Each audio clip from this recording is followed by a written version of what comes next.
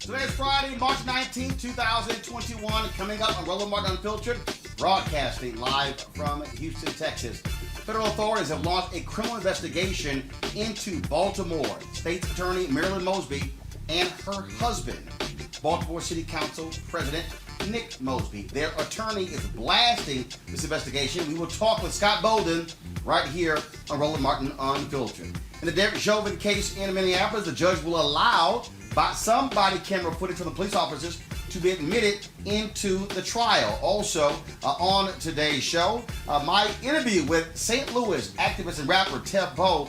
We talk about his issue that with some people who are in the movement, are folks truly standing up for black people, and what did he have to say about individuals who came to Ferguson, then left and never returned, but built their careers on activism and has never given back. Trust me, y'all do not want to miss our discussion. Plus, the CEO of the NAACP is demanding a meeting with with the NFL over their new TV contract with Fox. All of that next. Roland Martin Unfiltered. It's time to bring the funk.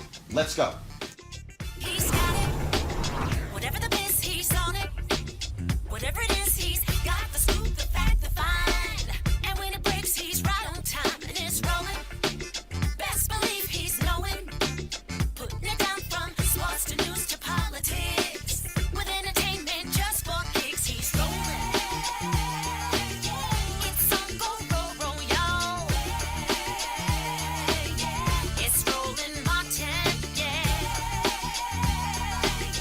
Rolling with Roland now. He's funk, he's fresh, he's real, the best, you know he's Roland Martin now.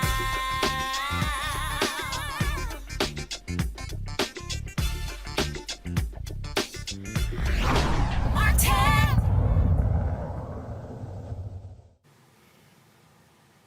Federal authorities have launched an investigation into the finances of Baltimore State's Attorney Marilyn Mosby and her husband Nick Mosby, president of the Baltimore City Council. The Baltimore Sun reported that subpoenas were issued for churches when it came to the actual tithes and offerings that they made to churches.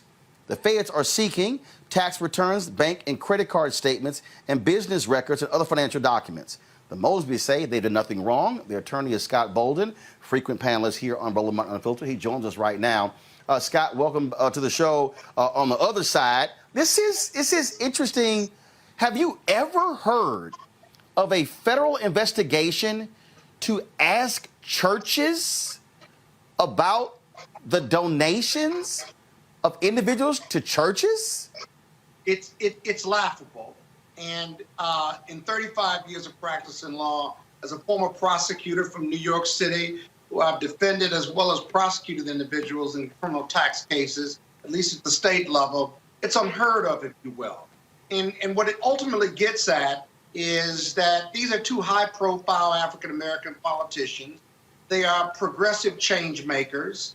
They have called for redistribution of wealth, at least her husband has. And Marilyn Mosby is a leader in progressive prosecutors and was there before many of the others were elected, if you will.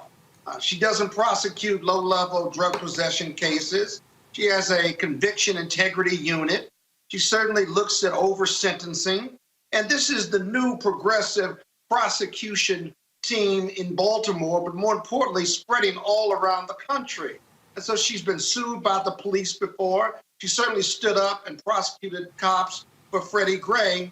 And now she has to face these race-based challenges, but really more importantly, these inappropriate use of federal resources, like impaneling a criminal grand jury for two public officials who, quite frankly, don't make enough money to have a criminal investigation about them, let alone impanel a grand jury, where if you have some issues about their deductions, it goes to city audit, it goes to a civil audit, or the IRS can ask you questions about it.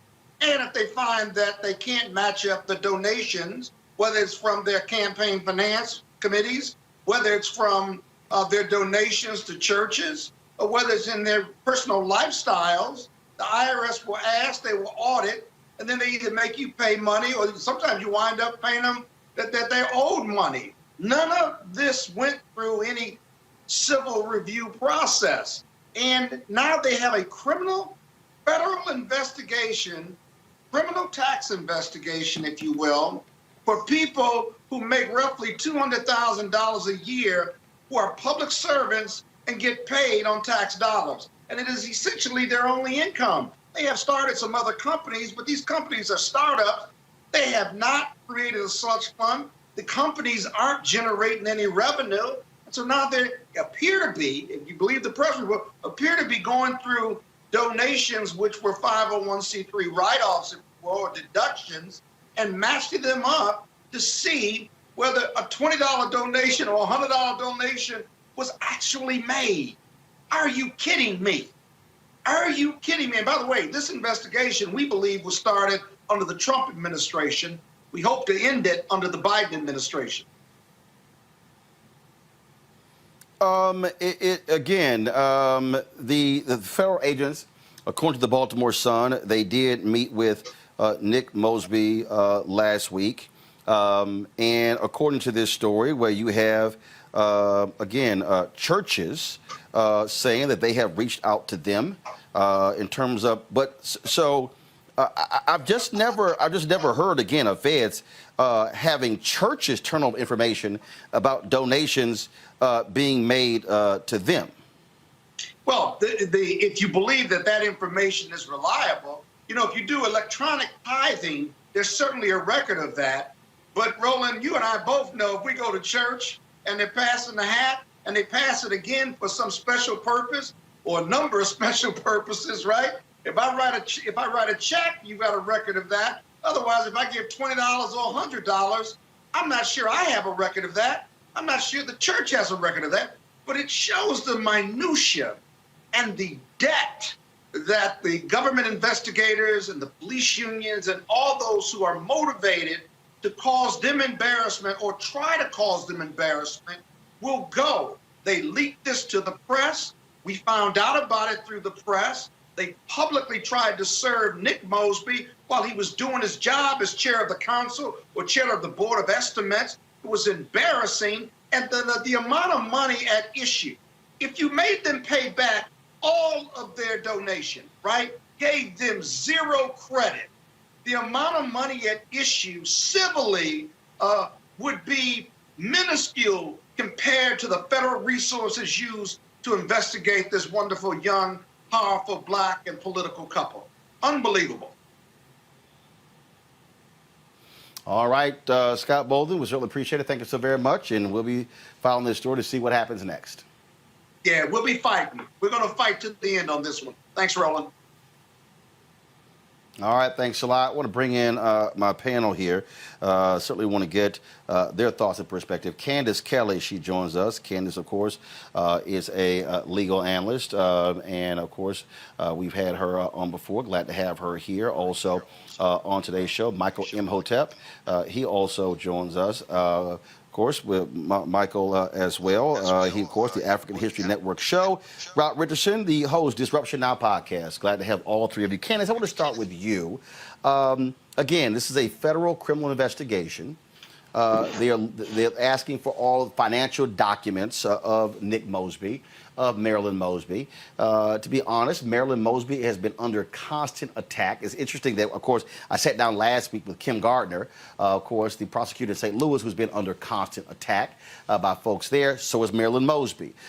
When she prosecuted the cops for Freddie Gray's death, you had people who tried to get her law license taken. You had police targeting her as well.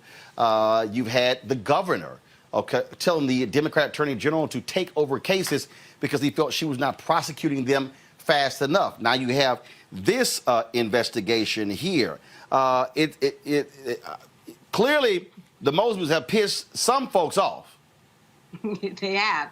But you know why they've pissed some folks off? They've pissed some folks off because they've got power. They are a power couple. And when you get on somebody's radar and you have power, they want you to not have that power. And they do anything that they can in order to just get you to relinquish that power. To think that they would impanel a grand jury to determine whether or not hundreds of dollars or up to thousands of dollars, because there were some questions in terms of getting early monies from his pension fund that anybody else who would have borrowed from this type of fund would not have gone under the same scrutiny. It's not something that's out of the ordinary when people come into some type of an issue or a hump that they didn't expect.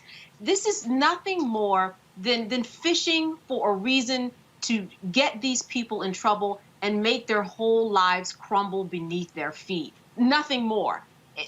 And what they are actually trying to bring up against this couple is something that we've seen for hundreds of years. We can go back all the way to Marcus Garvey to any other civil rights leader that we have come in contact with. This is the same old. Rob, you have the former mayor of Baltimore, Catherine Pugh, sitting in federal prison right now for accepting hundreds of thousands of dollars for books that were supposed to be published, were never received, doing business with, of course, an agency with the state that she actually sat on the review board as well. Baltimore has had issues in the past. Same thing, another mayor who was forced out of office, Mayor Dixon, for using debit cards or using actually gift cards meant for other usages for personal reasons. But what's sort of weird here, again, you're requesting the financial documents in a criminal investigation, but it doesn't appear as if they're alleging that it was based upon corruption or money was stolen from the state, misuse of funds. How do you see this? I happen to know Marilyn, and I don't know Nick, but I know Marilyn pretty well. I would just say that you described it well. She has been fighting, and he has been fighting for a long time. That makes you a target. And I know this about feds because I've defended people just like Scott has before. And I know when they get a narrative in their mind, and this is what likely has happened. Somebody did something, not necessarily them, but at some connection, and then somehow they were connected to them, and they got in their mind and like, okay, these people must be doing something, even if they didn't have any proof. Somebody called them. They often just look at, people don't know this, but they often look at the news and they say, oh, let's investigate that. And here's the thing: when the FBI investigates you, it can bankrupt you, even if you didn't do anything. It's happened to people that I know. Like, they weren't guilty of anything. They were just involved in a campaign where somebody did something, but because they work for this person, they get involved in this and they have to spend hundreds of thousands of dollars when they don't make millions of dollars. Like $100,000 is a lot of money, and the FBI has endless resources, so they can really just take this out and just take this thing all the way out and make the Mosbys spend hundreds and hundreds and hundreds of thousands of dollars, even if they find nothing there. And even if there's nothing there, they will look to find something there because they have a narrative. I believe they have a narrative in their mind that they did something, and they're going to find something. And this is clearly what they're doing. I think it's a waste of resources and money when you think about all the things that are going on in this country. That we have our FBI going after church donations. I mean, just think about that for a minute. But what do you make of this, Michael? You know, this is the first time I've heard looking at church donations. Usually they'll look at lavish spending beyond your means. different ththings like this. But this is the first time I've heard going after church donations. And, under the Trump administration, because I heard Attorney Bolden say this investigation started under the Trump administration. I remember Attorney General William Barr being at odds with progressive prosecutors. And if I remember correctly, Marilyn Mosby was one of those progressive prosecutors. Is that correct, Roland? And in fact, she also made it clear that if the federal agents who were sicked on Portland made it clear if they brought that to Baltimore, she was going to use her power to prosecute those federal officers. That also ticked the Trump people off. Right. Sure. And then also, I think I remember it was Marilyn Mosby who wiped out a lot of convictions on marijuana convictions, things like this.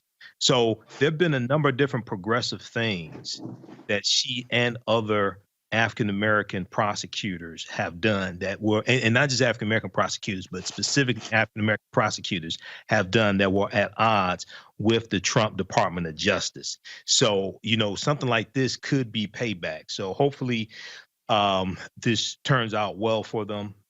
This is just crazy. Go after church donations. This is just crazy. And hopefully it ends here with the Biden administration. This doesn't make sense.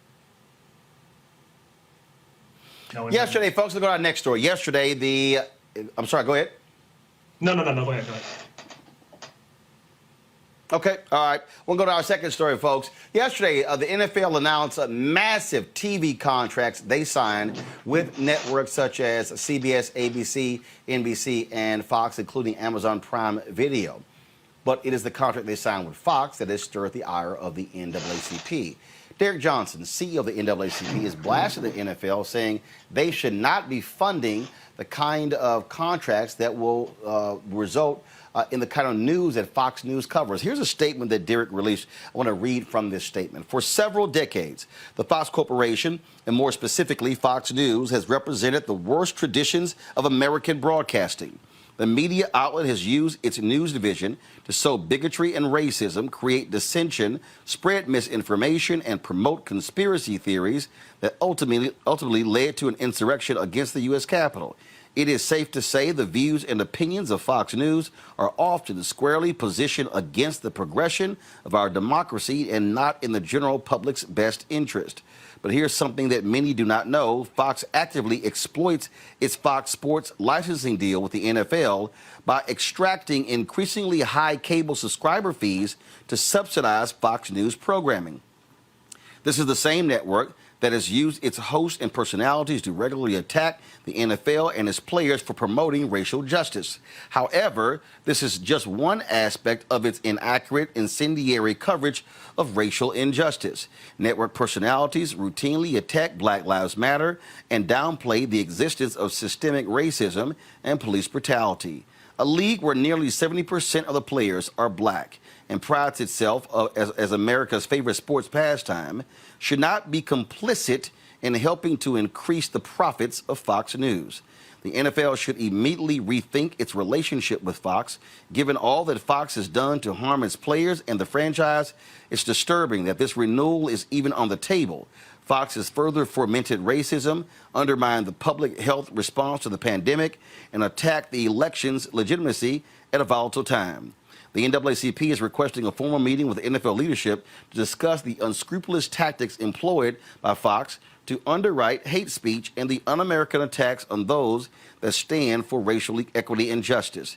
The NAACP is ready to work in tandem with the NFL and hold Fox accountable. Rob, I'll start with you. You have a division of Fox, which is Fox Broadcasting. You've got Fox Sports.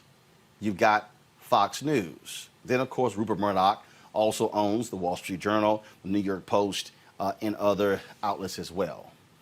Do you think that the NAACP is conflating things? Do you think that that they really don't have a case? Do you think that the argument that they're making is a just one in criticizing the NFL for signing a multi-billion-dollar rights deal with Fox Corporation?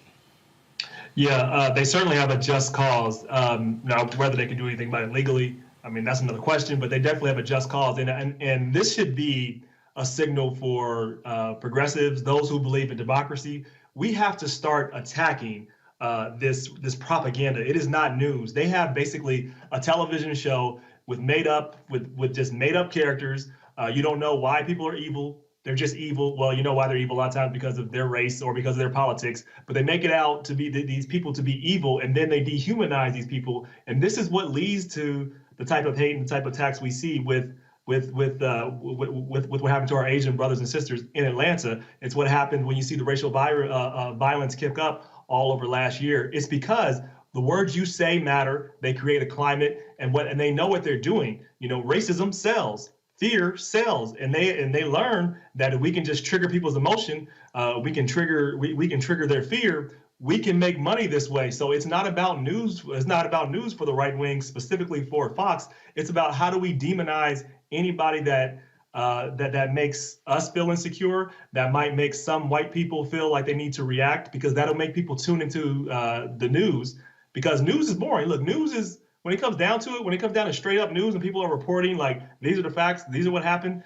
Rupert Murdoch discovered, like, that's not the way we want to make money. We can make money if we make everybody feel like they're being grieved all the time, like their country's being taken from them simply because a black man gets elected. Something's being taken away from you. No, it's not. It's America. It's being more inclusive. Nothing's being taken away. It's being more inclusive. But that's seen to some, and Fox News has been perpetuating this, that things are being taken away from me, and that has caused division. I think the NAACP is absolutely right. Not only are they right, we need more people to join them, and this needs to be taken more seriously, because this propaganda is really affecting our democracy. It's really destroying it, because that's how America goes down. It goes down by Americans. Americans implode, and we fight each other, and we just believe the other side is evil simply because they're black or they have different politics. This is what the right wing is doing, and they don't have any journalistic standards. They don't care. It's all about how do we just provoke emotion? How do we make controversy? And that's it. That's not news. Michael? You know, I posted about this on my Facebook fan page, the African History Network, a couple of days ago, Roland, and I totally agree with Derek Johnson, and I think they should go further than this. I think they should rally the corporations that donate to the NAACP on an annual basis, and leverage that power to also put pressure on Fox and on the Fox entity, because some of those same corporations advertise on the various Fox networks, the Fox cable network, Fox Broadcasting, et cetera. But, you know, I read through the letter that President Johnson said, and he hit on a number of very, very important things. Number one, Fox News, the lies that they were pushing about the stolen election, this was an attempt to overturn the election results and overturn African-American people's votes, nullify our votes. But then the NFL re-signs a deal with Fox Sports, and 70% of the league is African-American. So it's like our bodies are generating money that's being used against us. Our bodies are working for an entity that's being used against African-Americans as a whole. We look at Tucker Carlson in the segment you just did a couple of days ago, where Tucker Carlson is going after Kristen Clark, okay, whose nomination to the Department of Justice she's running into problems, okay, with white male Republicans or Republicans that want to act like they're white, like Rafael Ted Cruz, okay? We're dealing with these types of culture wars that Fox is fueling. And at the same time, you look at the people like Sean Hannity, who and others on Fox News that were fueling lies about coronavirus and giving a platform to the traitor-in-chief, Benedict Donald. to go on Fox News and lie about coronavirus, which also puts lives of African Americans in jeopardy. So I'm totally for this, and we have to leverage our economics to enforce our politics, man. And as far as I'm concerned, we need to do everything we can to take Fox News out. As far as I'm concerned, we need to look at what Color Change did and how they got Bill O'Reilly off the air. They put pressure on 80 advertisers. Color Change and other organizations put pressure on 80 advertisers to withdraw economic support from Bill O'Reilly's show where it wasn't profitable anymore. And Fox News canceled their show. We need to do the same thing with that entire Fox cable network. Candace. On the one hand, you've got Fox denigrating African-American players for taking a knee, taking away their First Amendment rights. And on the other hand, you have basically they're being exploited because they're giving money back to Fox. The same people who are just burning the moral fabric of America. And like Michael said, it's also a health concern in terms of what they are spreading in terms of the coronavirus and what should and should not be done. The FCC should get involved here because you know what? When you have a station, you have a license, and that license has to follow FCC guidelines. And those FCC guidelines, if they are broken in any way, shape, or form, you don't get renewed. In addition, we need to look at the contract that they've made. What's the basis for this contract? And are there some racist implications in it? So there are a lot of different ways to attack it, but I'm loving what Michael said in terms of put some pressure on them otherwise. You know, there is power in the people when people take the streets and say, we don't want to see this happen. So this is just the beginning. We're going to see more, but I would expect that the FCC would also have some place in this. And if Derek Johnson has his wits about him, which I know he does, I'm sure that he'll be going that route. All right, folks, we come back. We're going to talk about the Derek Chauvin case, the former cop who killed George Floyd last year, and what a judge's decision today means. That is next on Roland Martin Unfiltered. Back in a moment. If people begin to believe that their democracy is fraudulent, if they conclude that voting is a charade, the system is rigged, then God knows what could happen. They rigged an election. They rigged it like they've never rigged an election before. Actually, we do know what could happen. It's happening right now. The U.S. Capitol overrun, under siege. Pro-Trump extremists storming inside, flooding the halls, reaching the floor of the House of Representatives and the Senate. Millions of Americans sincerely believe the last election was fake. It was a landslide election, and everyone knows it. We will not go quietly into the night. When thousands of your countrymen storm the Capitol building, if you don't bother to pause and learn a single thing from it, then you're a fool. I know your pain. I know you're hurt. We had an election that was stolen from us. We got to this sad, chaotic day for a reason. It is not your fault. It is their fault.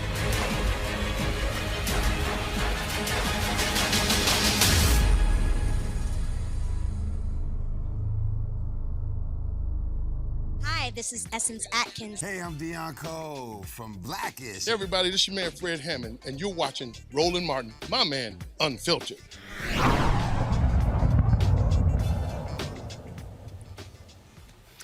In the trial of Derek Chauvin, the former Minneapolis cop who is on trial for killing George Floyd, the judge of the case said he is going to allow some body camera footage into evidence in the trial. Of course, Judge Peter Cahill said the body camera footage took place in 2019. It was a year before Chauvin kneeled on Floyd's neck for 8 minutes and 46 seconds. This particular body cam, Judge Cahill said this, quote, is some relevance to Floyd's arrest on May 6, 2019 because it shows an example of Floyd's physical symptoms and bodily reaction to being confronted by police in a similar situation as its deadly arrest on May 25, 2020. 13 jurors have been seated, 5 men and 8 women, and they're almost near conclusion of jury selection. Candace, you're the lawyer on this panel. What does that mean, this judge's decision? Listen, defense attorney Eric Nelson has been trying to get this evidence in since last year. The judge finally acquiesced, but only to a point. This means that Eric Nelson, defense attorney, will be able to use this recording to show that there was some MO on George Floyd's part in order to conceal drugs. And that's exactly what the defense wants. They want there to be this evidence that there were drugs concealed so that they can use those drugs as a basis to say that that was a contributing factor to his death. So at the end of the day, after months and months of wrangling, the defense got what it wants. It is going to be able to show the parts of the video that goes from the police approaching the car just until he's put in handcuffs. Nothing when he goes to the police precinct or the hospital. All of that comes after, nothing. But within those first couple of minutes, not even a couple of minutes, you do see that there are pills on the seat. That's allowed. You see that he was trying to conceal drugs. That's allowed. And so here we have basically what's a win for Eric Nelson. And, you know, that's what happens when you have a good attorney. For those of you who have been watching, I'm sure that you can agree that Eric Nelson is a good attorney. So the prosecution has to do all they can to fight otherwise and say, hey, look, on one hand, we have this tape that says these are the same, this is an MO. But on the other hand, all right, so we have the same MO, but why is George Floyd dead? And that's going to be the prosecution's test to prove that that's going to be the major difference. And that's where those two recordings part ways. Rob, obviously, supporters of Chauvin, they have been trying to cast aspersion against George Floyd. You've had Tucker Carlson, you've had Candace Owens, you've had all the people in conservative media. Oh, George Floyd died of a drug overdose. It wasn't Chauvin, as if we didn't actually see. It's been in his knee on his neck for 9 minutes. Jesus Christ. Yes, I mean, the goal of this is to make people reject what they saw and figure out an exit ramp to say, oh, well, it's because he used drugs, or oh, he was violent, or whatever. I mean, so it's allowing people to have that. It's not reasonable doubt. I don't think what happened a year ago was relevant, but as was stated earlier, it matters. Your attorney matters a lot, and unfortunately, who tells the better story, not often how the facts are presented, is how these things end up playing out. And so all the defense is going to do is just figure out a way to say, oh, look, you just need to focus on this. The fact is, he was doing drugs. That probably contributed to it.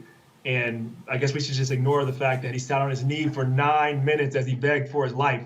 To me, I don't understand how a year prior, what that has to do with anything. That doesn't give you any justification to put your knee on somebody's neck for 9 minutes and suck the life out of them. That has to be told over and over and over again from the prosecution's point of view, because what the defense is going to do is try to get you down a rabbit hole to distract on one thing. You've talked about it on this show. You know, when a guest tries to get you off on a rabbit hole when you're on a point, that is what the defense is going to try to do with this case. They're going to try to say, see, look at that, he's a drug addict. See, look at that, he was doing that. Look at that, we thought this was going to happen. Look at that, this had to happen in order to restrain this guy. They're going to come up with any reason they can to justify, or at least just put a little bit of doubt on only one juror's mind, because all you need is a hung juror. You got to have all your jurors agree, all 12 agree to a charge, and the goal of the defense too is at least to get one juror. But I mean, frankly, just to create, they would love to get a non-conviction. But if you just get one juror to say no, that's enough, and then it's hard to come back. You might be able to do it one other time, but you won't do it three, and the defense knows that. Bottom line is here, Michael, folks, just simply get prepared for it. Look, the job of the defense attorney is to get their clients off. They're going to try to say everything they can about George Floyd to this jury. This kind of goes back to our conversation last Friday, because I am cautiously optimistic about this case. I've studied a number of these cases. I'm cautiously optimistic, with the emphasis on cautious. And we remember Philando Castile, that was in Minnesota as well. And when you read about that case and you read the testimony from Officer Yanez said that he smelled marijuana in the car. And he said he thought to himself, what type of people would use marijuana in the car with a little child in the back seat? And he used that to try. This was his testimony in court, and he used that. It worked. And it worked. Well, also they had a lot of pro-police people on the jury as well. But so I've been studying white supremacy for a long time, and so this is why I'm just like really cautious about this case. I hope justice prevails. But the main thing, and Rob is correct on this, the main thing that we have to focus on, and the jury should focus on, and the prosecution, I'm sure they will keep the jury's attention on this. There was about 3, maybe 4 minutes where George Floyd is unconscious. He's not moving at all. And Chauvin still kept his knee on his neck. Well, what threat did he pose? He's not As moving. he was begging, talking to his mother, and asking No, for I'm his mother. I'm talking about after that. There's a period of time after that he stops moving. He's not talking. He's unconscious, and he still kept his knee on his neck. Why? You so afraid? You're so afraid of a black man's body that's not moving that you just got to make sure that he's dead? Why? So that's what they have to really keep the focus on. Yeah, Roland, I would say this was one other point with Minnesota. When the one case that did get convicted happened to be a person of color, and the prosecution over and over again said, what scared him so much about a pink shirt? It was a woman in a pink shirt. He said he feared for his life. He did the same. He reiterated the same ridiculous defense that we always hear that always works. But this time it was a white woman in a pink shirt. And what's so threatening about that? I would argue, what is threatening about a man who you have handcuffed, who is begging for his life, and your knees on top of him? What is threatening about him? Why do you need to do that? And he's begging for his life. What makes him threatening? I just wanted to piggyback off of Michael's point too. Sure, go ahead. When he said that, there were several minutes where you couldn't hear him. A former officer Chauvin says, I can hear you, so that means you're breathing. So that if he didn't hear him, then we can imply, it can be, implied that he's not breathing. So I think that the prosecutors also have a good run at that theory because that tape supports what Michael was just saying. There was a time where he was just completely unconscious. He wasn't saying anything. Things had changed. His hands were in his pocket. Could not have been that much of a threat. Folks, let's talk about this story out of the White House. Several staffers have been fired because of past marijuana use. Today, Press Secretary Jen Psaki said that was the case. I'm just trying to understand here, Candace, really? I mean, for past use? What do you make of this? Shouldn't this? How can you be pursuing policy, and how can you be telling DAs not to prosecute low-level drug offenses, but you're firing people who used marijuana in the past? Right. That doesn't make any sense. There's some hidden agenda here. Why would you, as you said, as the laws are increasingly changing? I'm in New Jersey where the law just changed, where marijuana is legal. So why would you even follow up on this when it's something that most of the country will probably soon be following in its footsteps within the next few years? Why is this of any concern? And if you use this as a precedent, how many people are going to disappear from federal agencies? There's going to be a lot. There's going to be a lot of empty seats. This is terrible precedent that doesn't make sense. And we think about all of the laws that are on the books now that just go otherwise. Laws that, that even on a federal level, they're thinking about changing. It doesn't make any sense. Rob? I mean, it's one thing to hold yourself to a higher standard. It's another thing to hold yourself to a stupid standard. Like, this is something like where everybody has to be perfect. This is a democratic obsession, right? Where we have to worry about what the opponent's going to say. So we can't let them attack us there. We can't let them attack us there. So we need to do this. We need to do this. And what they still don't seem to grasp is that they're going to make up a reason to attack you anyway. This is what Fox News does. They're going to find a reason to get people motivated. They're going to find a reason to get people angry. No matter what you do, they see you as the enemy. I don't agree. That's not how we should view each other. But right now, from the right point of view, from right-wing media and from right-wing politicians, they view anybody that is not with them as fundamentally their enemy, and they will do anything to make sure that your power is limited, to oppose you. So stop trying to please these people. It's not going to work. Do what's right, hire good staff, but don't have these unreasonable standards where you're going to just eliminate good people for just what? For smoking weed? This is what we're doing now? I mean, I don't understand it. I just don't. Michael, your thoughts on this?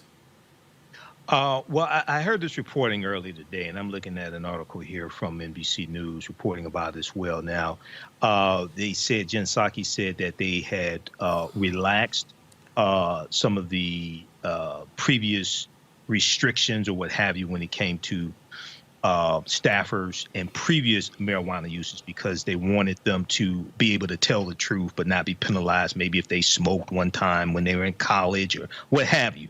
But also in hearing, I'm pretty sure it was Jen Psaki earlier today, White House press secretary, they didn't get into details about, there were 5 staffers that were let go. And it said it was marijuana usage. Now, what I heard is that it could have been more than just marijuana as far as drugs that were used. It wasn't a situation, from my understanding of this, it wasn't a situation where they smoked marijuana once 5 years ago, and that's why they were let go of. So it could be other drugs beyond just marijuana. But marijuana may have been one of the drugs that they used. But we'll see how this turns out. But it's 5 staffers out of maybe 100 or 200 or so, something like that, staffers. Speaking of the White House, yesterday at the White House news conference, newly sworn in HUD Secretary Marcia Fudge, Congresswoman of Ohio. Let's just say in 12 seconds, she completely destroyed the internet. Watch. Thank you very much, Jen. Good afternoon. Good afternoon. Good afternoon. Oh, thank you. I was wondering if I was in this room by myself.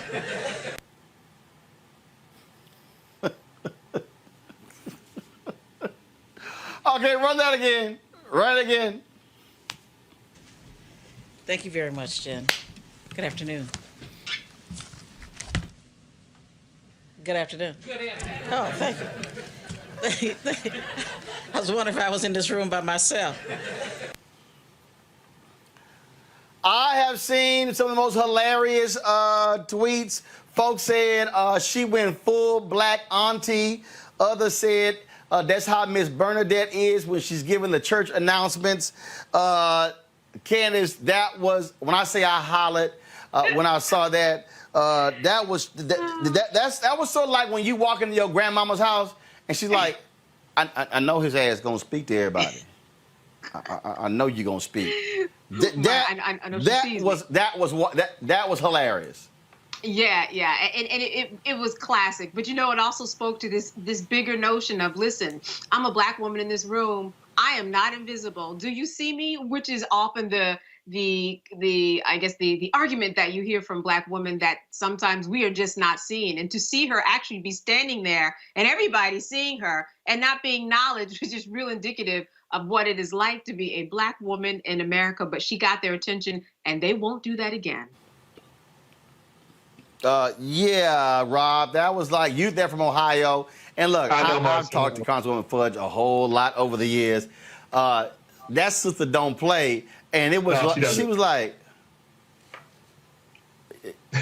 I know y'all ass see me, and y'all ain't gonna say it back.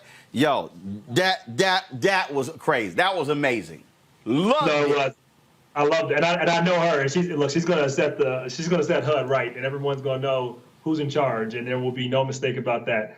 And I'm glad that people got a chance to see it. So she's going to be fully in charge of HUD, and she made those reporters acknowledge her. And she shouldn't have had to do it, but it didn't take much. You see, she just looked up and just said, hello? It didn't take much. She just gave them that look. Everybody on this panel knows that look from a black woman, and they all got it. And I'm glad they got it. Yeah, absolutely, Michael. She threw that look that all black people know. In fact, y'all go ahead and play it again. Thank you very much, Jen. Good afternoon. Good afternoon. Good afternoon. Oh, thank you. I was wondering if I was in this room by myself. Yeah. I know y'all punk asses heard me say good afternoon. I know you see me standing here. Go ahead, Michael. When you listen to that, Roland, no one responded to her the first time. No one responded to her the first time. So you have to, I know she was just sworn in, but you have to wonder, okay, now, did you all not know who Representative Marcia Fudge was? Did you not know she was coming to the meeting today? They just stood there. I mean, they just sat there and didn't say anything. So, this is a black girl magic moment, and she's making it known. No, you're going to respond when I speak, and this is important. But this also hits on oftentimes African American women being looked at as being invisible. And it's, we just saw it right in front of us, either being looked at as invisible or being looked at as the help or something like that, or African Americans. Well, I'll be honest. Michael, I've seen a lot of press briefings, and they come out there, and in media, folk don't say anything, but that don't matter. Again, that was just straight up black. Mm-hmm. I know y'all asses heard me say this. Call response. Call response. Right. Back taking them to church. Yeah. That reminds me of my mother. My mother used to be a school teacher for decades. So that, I've seen that before. She came in there with such a force. She probably caught a lot of people off guard. I mean, literally the way she just came in and her beautiful color and the way she was dressed. I'm sure they were like, who is this? And they're probably caught up in the moment, but she got them right out of that moment. Mm-hmm. Yeah, she quite did. So I'm just saying, to the White House press corps, y'all might want to rethink just sort of how y'all respond to black folk who walk into the room. I'm just saying, the next time she walk in, hell, they probably gonna speak first. Hey, Secretary Fudge. Right. Yeah, and they will not repeat the mistake. No, so they said they will not repeat the mistake. They're going to do that once. they're going to be very nice. Absolutely trust me, that was one of the funniest clips that have come out of a White House press briefing in a very long time, and that was truly a black woman's response talking to them, and I had to send her a text saying, "Good afternoon." Had to do it. Y'all support Roland Martin Unfiltered. Please do so by joining our Bring the Funk fan club. Every dollar you give is to go to support this show. Our goal is to get 20,000 of our fans to give us a minimum of $50 each over the course of a year to help fund what we do, and we certainly appreciate all of you who have done so. You can do so by going to Cash App, $RM Unfiltered, PayPal.me/R Martin Unfiltered, Venmo.com/RM Unfiltered, and of course, Zelle is Roland@RolandSMartin.com or Roland@RolandMartinUnfiltered.com. And the mailing address is New Vision Media, Inc., 1625 K Street, Northwest, Suite 400, Washington, D.C., 2006. Michael, Candace, Rob, I certainly appreciate the three of you being with us today for the first hour, folks. In the second hour of our show, we're going to hear from Tef Poe, rapper, activist from St. Louis. Y'all want to buckle up. If y'all thought Marcia Fudge was giving us all of that black auntie in that clip, Tef Poe is bringing all of that black uncle in my interview with him. Yeah, he got some things to say about people who built their protest careers off of Ferguson. He got some stuff to say about how black folks need to help one another, and he got some stuff to say about white leadership there in St. Louis. Y'all don't want to miss this interview. That is next on Roland Martin Unfiltered. We'll be back in a moment. Your work keeps the community safe, but what keeps you safe at work? People in public service face unique dangers, and we need the right training, resources, and staffing to stay safe. But how do we make sure we have what we need to stay safe on the job? We join a union. Union members negotiate for the resources we need to keep us safe at work and protections if we're injured on the job. Union members are better trained and better protected. Job safety. That's the union difference. Hi, everybody. This is Jonathan Nelson. Hi, this is Cheryl Lee Ralph, and you are watching Roland Martin Unfiltered. Jeff, What's up, man? How's it going? I'm doing good. Good to see you. Likewise. Here in your city. Yeah, man. We finally get a chance to chat in person. Always before on Skype and all that sort of good stuff like that. Yeah, definitely. It's been 6 years since Michael Brown's death, since Ferguson uprising, since protest. Whole lot has happened. What is your assessment of where this city is, but also where this social justice movement is? Man, I'll start with the local aspect of things. I do think that the city is more resilient than what it was before. I think that a lot of the things that Black folks talked about, that people treated as things that if you were non-Black, you could say it was a myth or wasn't happening. I think that now we've moved into a space where we know these things are happening. But I do believe that just like anything else, when you study history, you study the riots of 1992, you study the Detroit riots and the Chicago riots, all these different moments where we had these intense uprisings in the inner city. What happens after that is even more critical than the actual uprising. So the corporate sector, and the private deals that go down between city council folks and folks in the county that are on, certain boards and certain politicians and certain flanking. I think that the corruption is still there, and it may be even stronger than what it was before because now they have to move a bit more covert. And within that, it's created a culture of ongoing resistance out here in St. Louis where I think now this is definitely a protest city. I think that the people have a certain level of political education, and the people are trying to spread that to the other people in the commonwealth of the city. But we get a lot of pushback from certain political folks, certain politicians, certain legacy folks. And I think the way that reflects nationally is that, a lot of people don't know, for all intents and purposes, you could argue that Black Lives Matter started in St. Louis. I'm not going to say that it was the origin of BLM as a concept, right? But I'm saying as something tangible for people in American society to engross upon and interact with. There are levels. I mean, the reality is, if you go back to the 20th century, people look at the lynching of Emmett Till, August 28th, 1955, but then you can't ignore Brown versus Board of Education in 54. Right. Then you can't ignore what happened before that. You can't ignore A. Philip Randolph threatening a march on Washington with President Roosevelt. But it was the lynching of Emmett Till that took it just to a whole new level, which leads to Montgomery on December 1st, 1955. Then 381 days, which then launches a whole different deal. So what you're really saying is that, yes, all these things happen because people forget John Crawford III happened right before Michael Brown.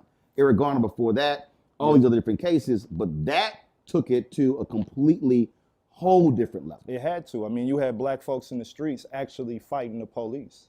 You had Black folks meeting with the DOJ, meeting with the lawmakers that were coming into town. They couldn't walk around the people. And we even had the first actual convening was here at St. John's. So I think these are factoids that sometimes history overlooks.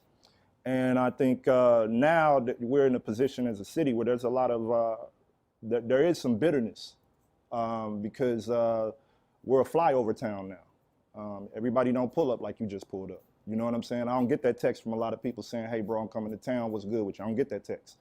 So I think now that kind of reflects to how movement interacts with different cities nationwide, where I can look at a situation like George Floyd and pretty much give you a play-by-play, step-by-step breakdown about how this is about to go. From how the police are about to act, to how the activists are about to act, to how the nonprofit sector is about to act, to how the folks in the street who don't understand any of these moving pieces, how they about to act. I just see that module being duplicated every time something pops off. It's interesting you say that because I use a phrase constantly on my show, connecting the dots. And one of the things that happens when in one of these situations, we know the folk who will take advantage of the spotlight, who will pop in. And again, I go back historically. Ella Baker's deal always was, we're not coming into a place to then tell you what to do. We're coming in to assist you in what it is you're trying to accomplish. And that to me was one of the things that we always kept talking about coming out of Ferguson. Okay, what are y'all trying to do who are there? As opposed to using this moment to build something else. Has that happened? Do you believe that a lot of the folks who made their names off of Ferguson, who all of a sudden are now on television and books and podcasts and traveling around the world, are not coming back? You watch battle? I know you don't watch battle rap, but my brother is a pretty famous battle rapper. He has this. We can curse on here, right? He got this. Yeah, my show. I own it. He got this. I own this shit. What you do? To that, I would say, smack. Who are these niggas? We don't. Who are they? You know what I'm saying? I know some of them. You know, but I think now we believe that we were trying to spearhead a genuine revolution for black folks. And when I say that, I'm not saying like we have these delusional dreams of taking over the government and nothing like that. But I'm saying reshaping the political circumstances of the people, reshaping the actual things that are actually oppressing us in this city. When smoke really hit the fan, we had to do that ourselves. We were left here to rely on our own self-determination. We were left here to weed out a lot of the dissent between each other. We were left here to just pick up the pieces and move on. I remember driving down West Florissant for months after, the dust had kind of settled after the non-indictment. And, remnants of folks trying to go back to regular life was starting to pop up. And I just used to drive down there and shake my head because I was like, yo, this street looked like this could be anywhere in the world. This could be Baghdad. We talking about months after the fact. And I think that, I know that, in St. Louis, this type of corruption goes all the way back to the Veiled Prophet Society, to the riots of East St. Louis, when they deputized 300 random white folks to go across the water in East St. Louis and barricade black folks in their house, set their houses on fire, and if anybody came out the house, they shot them in the head. That lineage of people is the same people who run the city. I drive around and see their names on the building still. You know what I mean? A lot of black people don't do the knowledge, they don't do the history, so they don't even know that we're living in a stronghold of white supremacy. That's what makes St. Louis different than a lot of places. They booed Martin Luther King when he came here. Malcolm X didn't really get his feet wet here. Medgar Evers was right down the street in Memphis. They blew his head off. So, and Tupac came here in the hip hop era and they booed him. They jumped him actually. So like this city has always just been a rough place for outsiders to engage with. But I think within that, it just makes our fight that much more vicious. So like if you get involved with something from somebody from here, they not playing. You know what I mean? Like if you interact with me on a level where I'm gonna go outside and represent something with you, and I'm gonna be on the line with you, I ain't playing, because I could be doing something else that's not gonna be risking my life. What is interesting to me is when events happen, and when we're covering these events, and you're right, you're seeing what's going on. What I always go back to is, okay, and again, the point I just made, all right, Michael Brown's death 6 years ago. In the 6 years, all the folks who came through here, are they completely gone? Are folks, anyone coming back? Is folks checking to say, okay, what is being built? How can we help? Because the issue that I have is when there's the immediate move on to, okay, what's the next hot thing? What's the next hashtag? As opposed to, no, you still got to actually build something. You don't just say, hey, let's do this, and then don't check back in a year. What was built? What was created? What was left? Okay, who gets elected? What's going on? To me, those are the things that people should be thinking about, as opposed to, let's just go for the next hot thing, if you will? Well, the thing here is we do have some folks who came in who did move honorable, but for the most part, if we being real, and I'm one of the few people who gonna be real about it, because I'm not bought and owned by nobody, so I can actually speak. Nothing I got going on is gonna be slowed up by my opinion. So the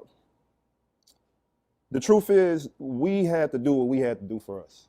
The whole situation is a situation where you got to do what you got to do for you. Yes, there are some connectors and some people who move with some honor and some dignity, and they did what they were supposed to do, and they don't got no smut on their name, and they know who they are. They know what their relationships are. They know where they land when the confetti falls. But there's a lot of people who know what's up on the other side too. So I look at it like, I was thinking about this the other day. You know, this is a town where our grandparents came up from Mississippi. Great-grandparents came up from Mississippi. Some folks, they migrated. They said, we got to get up off these plantations. We got to go. Sharecropping down here ain't working. You know what I mean? My mama even was a part of, my mom and my aunts even were working fields well into their childhood. And my mother's light-skinned, so she sat back and watched her sisters work the field sometimes. So I understand this dilemma that where people say slavery at a cutoff point. Man, we're not even a generation removed from folks who was out there laboring for white folks. So when you dealing with this place, you dealing with folks who, when you come here dealing with black people, it's important to understand we haven't gotten over slavery. Y'all can get over slavery. You live in cities that got skyscrapers and you know, pretty people and folks there can go to the dentist and they got jobs possibly that's better than what we got here. We ain't got nothing here. East St. Louis got a 1% employment rate. So these are folks who migrated off them plantations, like I was saying, man. And St. Louis represented a place for black folks to go, somewhere where we could go, and you just knew it was going to be some other black people there. It wasn't perfect, but you just knew, hey, if we could get there, we're going to find some folks and be okay. So what we have now in this new era is the fact that we live in a globalist society. And if I'm a young so-called millennial activist, why would I live in a place that actually has a harsh winter for the sake of proving some type of mythological political line that's still theoretical? You know what I'm saying? Why would I do that? Why would I live at a place where you know, I can't live the life that is being matriculated through Instagram right now, living here? You know what I'm saying? To live here and do this work, you're making the decision, a principled decision, to align with a certain set of values. You're making a principled decision to involve yourself in a straight up generational back and forth discourse. And that's not and I see that in all over the country in different smaller cities, you know what I'm saying, where the hype flies over these towns and it doesn't land there. And it takes people who are willing to sacrifice to stay there. Wesley Bell sat right there as well, and what he said was, he said when he was teaching, he said he still sees it. He said this whole generation of people like, yo, I'm trying to graduate and leave. Yeah. And he said we have to create a situation where the next generation isn't leaving. He said because if they leave, he said you got a brain drain. He said your best and brightest are leaving. They're going to other places, building up those places, and they're just unwilling to stay. Yeah. And that was, and as he was talking about that, you know, as somebody who is from, I mean, again, Harrisdale right across the street, as somebody who grew up in Houston, where you have an HBCU, Texas Southern University, Prairie View is 50 miles down the road. The reality is folks matriculate to those places would come back home. What he was saying is they're like, no, I got to leave, which makes what you're describing even harder, because in essence, your potential troops are going somewhere else. And then you stack the reality of it. You know what I'm saying? The reality of the situation for me is, yeah, I went off to Harvard for 4 years, but every time I came home, my lady had to pick me up with the pistol in the car. Period. Don't come get me if my strap ain't in the car. I don't give a damn about all that Ivy League stuff, because these niggas out here don't give a damn about it. And the political class hasn't set up the situation enough to make them give a damn about it. It's just, and that's what I see going on right now, even in this mayoral race. And I see it in every major political race in St. Louis. People are doing their best, like fake ass Barack Obama change without landing it. Like when I listen to a lot of stuff that people are saying, I want to know the method in which you seek to accomplish your goals. Mm-hmm. I don't give a damn about the rhetoric. And it puts a person like me who's always pushing back against the symbolic rhetoric. I'm always pushing back against the political theater.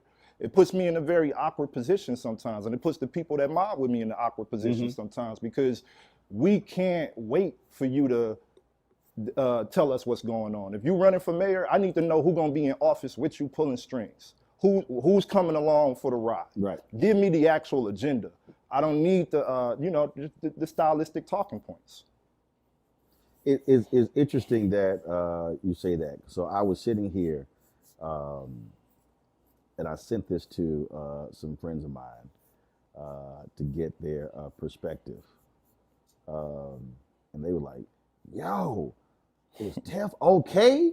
And I said, well, I'll be talking to him tomorrow. So I already know what y'all talking about. I'll let y'all know. And I was cracking, and I wanted to see I wanted to gauge their reaction. Yeah. I purposely wanted to gauge their reaction to see. And is when you were tweeting about Biden, and your whole deal was look, this is the deal, and I saw it. This is your open line. I hate Joe Biden. Top of the year, ain't been shit besides being in the mud for me, grind through the bullshit. I hate him and Kamala. I don't even care about the unfollows, disgarners. You can buy followers. That shit doesn't matter. My life matters. Motherfuckers want you to be happy while you're taking the stick up the ass from these people simply because they made history. The history they made together is a white supremacist account of history anyways, so fuck them both. You go on and on and on. Then you go complete reformation of the old establishment, Clinton, Obama, Biden, Kerry. I'm tired of it. If I didn't have much to live for, I legit commit suicide to get out of this nightmare. Is fucking bullshit, man. What was your phone like after you posted that? I take it you got a few text messages. A lot of them, a lot of phone calls, a lot of texts. The thing about me, man, I'm making a commitment in 2021 to speak my truth. Because I see people say things that I disagree with all the time. And I have to position myself to be a person that explains their lunacy to people who don't agree. And I think that this year should be a year where we got to do away with the Obama Shakur stuff, where everybody want to quote Assata Shakur. We want to screen defund the police. But during the inauguration, we talking about how good Barack and Michelle look. Like, where's the sophistication behind y'all politics? That's what I'm asking. Who really represents what they're actually verbalizing? And I just want to see that. Like, everybody don't gotta be a black radical. There's levels to everybody's political spectrum. Obviously, I'm not that crazy. But what I'm saying is this: how am I supposed to move the needle sitting next to a person who, for all intents and purposes, seeks to reaffirm the establishment when I plain and simply do not? And then you're gonna tell me that there is not a cadre of people within the black society that feel the same way. We keep perpetuating the myth that black folks ain't ready for real change. Black folks ain't ready for revolution. Black folks ain't ready for self-governance. Black folks ain't ready for this. Black folks ain't ready that. We ain't ready for that because a lot of you niggas is trying to get jobs. A lot of you niggas want to be a part of these administrations. You know what I'm saying? They're not your enemy. You don't live in a city where you got to walk the ground and you don't got dead cousins in the ground that you walk on every day. So I don't expect for you to feel me. You'll never feel me. It's interesting. As you were talking, I thought about it's probably the first 60, I got to see when I wrote it, probably the first 60 days of the Obama presidency. And I get a phone call, Valerie Jarrett, and she says, I just left the Oval Office and the president's upset with you. I said, all right, what are you mad for? She says, well, you wrote this piece on CNN.com criticizing the lack of black folks in the press office. Said Robert Gibbs came in and he was upset, and, had it. Obama felt like an attack on his press officer's attack on him. I said, what did I tell you before y'all won? I said, didn't I tell you that if the White House press office is as white as the campaign is, we were going to have a problem? She says, yeah. I said, didn't I tell you I was going to say something? She said, yeah. I said, so I'm just trying to understand why y'all upset. I told you what I was going to do. And she's like, well, what should we do? I said, go hire some more damn black people. My point, and what's interesting is, I love the people who say, oh man, you gave Obama a free ride. I was like, y'all might want to roll the tape. Because I never got invited to any of his or Michelle's birthday parties. I never got invited to the Prince one. I didn't get invited to the last one. I wasn't on those lists. And it was because my whole deal was I was pushing just as hard during the campaign because I said I wasn't elated that just because we had the first black president. I said he also was the 44th. And a lot of people really got caught up in, we can't say anything. And I said, no. I said, this return on investment. I said, I didn't put all that work in just to say, ooh. And I use this phrase all the time. I think African Americans, we stayed at the inauguration parade when everybody else left. We were so just hyped to see a first black family. And then when I saw all the pieces even later, and I disagree with the Ta-Nehisi Coates piece, 8,000 words, 1 or 2 paragraphs on policy. It was all about how he made us feel. I'm like, damn, I feel great. I feel great to be a black man. And I think that to me is how we have to keep pushing folks to say, no. You have to deliver something. Facts. If you're going to have the power. Facts. Otherwise, why have the power? And it's just like, what I'm saying, what's the difference in the behaviors? Like, okay, one person is outwardly racist and the other one is signing $1 trillion bill before his ass even touched the chair. Your family gonna get what, 1,600, 1,400 maybe? And y'all cheering? Y'all in the streets hosting a parade for what? We still burying people. Talking about a vaccine, you ain't got no access to the vaccine. We don't even know if it works because we let Trump put it on the market. So it's just like, for real, like people looking at me like I'm the crazy one. No, America is the insane project. I'm not the one that's insane. The insanity, the container of the insanity is this thing that you want to pretend is a democracy. That's where we let American Airlines and Delta and United Airlines pre-select the president and then we act like we actually selected it. I'm not the crazy one. Do you think for African Americans, where we are right now, that there is an unwillingness to use the playbook that was used before, which was the classic inside, outside, internal, external? Yeah. What I mean by that is everybody can't be at the inside table. Somebody has to be outside threatening so the people on the inside say, now you really ought to make this move. Facts. Because they ain't playing. I think, and I said this publicly, this ain't nothing new, that the problem is everybody wanted to be inside in 8 years of Obama.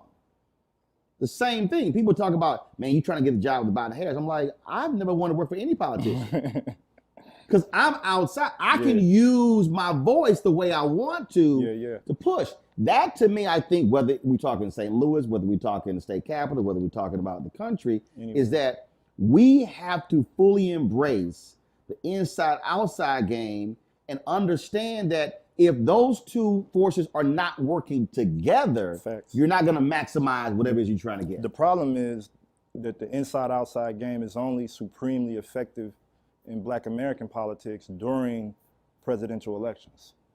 That's when the outside niggas and the inside niggas is all talking. We all in the same chat groups. We all exchanging the same strategies, the same wherewithal. Even me and you, we might come from a slight difference of politics, but we talk outside of elections. Right. You feel what I'm saying? No. I'm gonna correct you. We don't talk outside of elections. we talk outside of presidential elections, because I'm constantly going, okay, which is why I came to St. Louis. I was in Georgia, and I was like, all right, Old South won, Warnock won. I went, all right, what's happened in 2021? All right, St. Louis mayoral race. All right, I need to get there. There's a gubernatorial race in Virginia. 2 black folks are running for governor. You got a brother who's running for lieutenant governor. Boom, we're gonna be there. Okay, what other races are going on? I'm constantly trying to get our people to understand that power is not all about DC. It's state capitals, it's county, it's city. And if we're not putting that lens on it to get our folks to understand that you can make Maynard Jackson type moves here in St. Louis that has nothing to do with Biden Harris. Facts. But if you don't focus on it, then we get screwed up. And that's where a lot of my tensions come from, right? It ain't the fact that I understand that we got a democracy. It exists. People got to vote. Somebody gonna be in the seat regardless. I get all that. What I'm saying is, the electoral folks on the national POTUS level walk away from the table, from the streets, when they get what they want. You use us to change the narrative. You use us to get you in the barbershops when your candidate needs the votes. You use us to get in the church. You use us to throw these corny vote or die parties. You use us, you use us, you use us, you use us. The day after the election, you get what you want, the deals are brokered, and we're not included. This has been happening since the 1960s. And when you look back at history, like when Martin Luther King got killed, them white folks in the Oval Office had to get on the phone with some black people because this country was finna turn, and it was finna turn up over on its stomach. And they had to get on the phone with some folks. And, you know, it made something as simple as the president having to call James Brown. He had to get on the phone. James, where you at? I know you're just singing and dancing, but your people clowning, man. Get to the White House. James Brown, man, I don't want to go to no damn White House. But he went. You know what I'm saying? And so this is I think that, you know, I just want to put us back in the position where we are clearly serious, no matter where we engage at. If we're going to engage over here for reparations, let's do it serious. If we're going to engage over here to put this candidate in office and we're going to all lot ourselves and say this is the last dance, then let's do it seriously then. So it actually is the last dance. And we actually do get some things up out of the deal. I had was interesting with this conversation, the battle that I have with a whole bunch of people is, and I keep saying this, and what I keep arguing is, and I spent 6 years at CNN. I've worked in mainstream newspaper, and that's fine. I mean, I don't begrudge anybody who's at ESPN, Stephen A. making $8 million, solid. Robin Roberts making 15, 18 million at ABC, solid. Strahan, Al Roker, whatever. I said, but if you look at our history, if we do not have our own communications mechanisms and we're having to go through somebody else's media to tell our story, I said, we DOA. And I believe that that's really, for me, I believe that's one of the reasons why we're in the situation that we're in, is that of the black targeted or black even owned mediums that we have, we're actually getting so much entertainment, gossip, and sports. They're not even talking about issues, and then we wonder why people walk around confused. Yeah. Like I don't invite no housewives on my show. I'm not trying to talk about that. And they want to watch it somewhere else. That's great. But I think what you're describing, if you do not have a black-centered, black-owned, black-controlled apparatus, none of this is going to happen. Facts. Yeah. You need multiple black-owned apparatuses across the board. But what you're speaking on is sophistication. What you're speaking on is taking risk. What you're speaking on is sacrifice. What you're speaking on is actually putting yourself in the mud to be in whatever positionality you play in this society. You got to make a choice to say, I'm going to roll over and let these white folks come in here and do what they do, or I'm going to at least choose to be a resistor in this component. Where I do my thing, I'm going to resist. I reside with the resistors. If you find me, I'm going to be with the people. If I'm washing dishes, we dropping dishes. If I'm delivering pizzas, we taking some back to Pookie and Ray Ray because we know they ain't got no food at the house. Whatever I'm doing, I'm never in the position to reaffirm a goddamn thing that they got going on. And I don't care how I play it. I don't care what I put on. I don't care what suit, what tie I put on. I don't care how clean I look for the day. I don't care how prestigious I talk for the day. If I'm in the building, black folks getting something out the deal. That is, I was at a